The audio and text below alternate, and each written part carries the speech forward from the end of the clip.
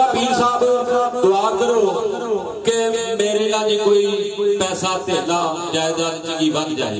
उन्हें आखा ठीक है, वो दुआ की उन्होंने, वो बंदे किसी ने दसिया ना फलाने पीर को जा, वो पीर को गया, पीर साहब दुआ की, कारोबार चंगा चमक पिया, उन्होंने रुपया 2-3 करोड़ लभ गया एक दिन में। वो लैके बाहर निकलिया, बाहर निकल के उन्हें जुआ खेड के उस वेले हरा छड़िया। और बाद में जो बंदा मिलिया जिन्हें टोरिया सी, उन्हें आख्या सुना भाई तेनू असीं दसिया सी वेला पीर साहब दुआ की है ते तेरी बांह फड़ी गई है ना। उन्हें आख्या बांह फड़ी गई है, मेरे छड़ानियां भी तो वेखना, मैं भी उस वेले ही हरा छड़े 3 करोड़। वो हिसाब है तुहाडे कड्ढण विच भी शक नहीं ते उन्हां दे फड़न विच भी भाई शक नहीं। कदी एक फरमाइश भाई मिठू दी और उसके बाद मेरे सोहने वीर बशीर अहमद की फरमाइश है और एक गाना भी उन्होंने वास्ते खसूसी तौर पर एंड ते सुनाना है। इजहार हकीकत वास्ते उन्होंने बुजुर्गों के साडे भी बुजुर्ग सन।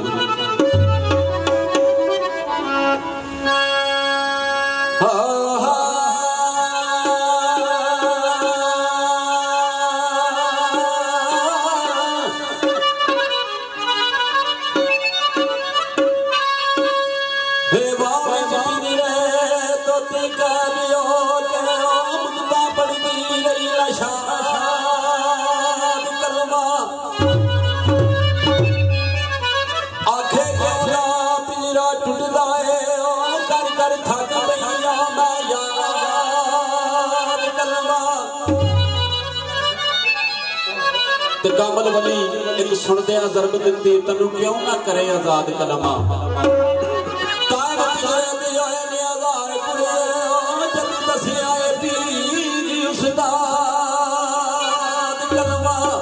जदों किसी का दसिया पढ़िए तो फिर पिंजरे टुट जाते हैं, उंज पे करिए तो उस तरह नहीं टुटते। जो कोई पीर उस्ताद दसदा है तो फिर कर्म हो जाता है।